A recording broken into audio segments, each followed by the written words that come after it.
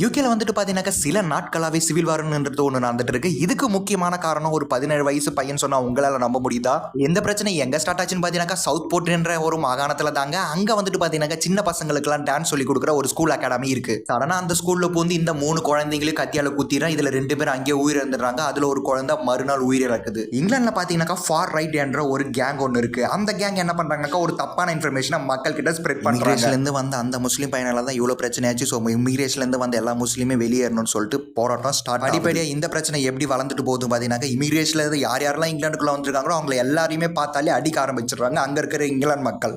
அந்த ஊர் ரூல்ஸ் படி 17 வயசில் யாராச்சும் கொலை பண்ணாங்களோ அவங்களோட ஃபோட்டேஜோ அவங்களோட இன்ஃபர்மேஷனோ வெளியிட மாட்டாங்க.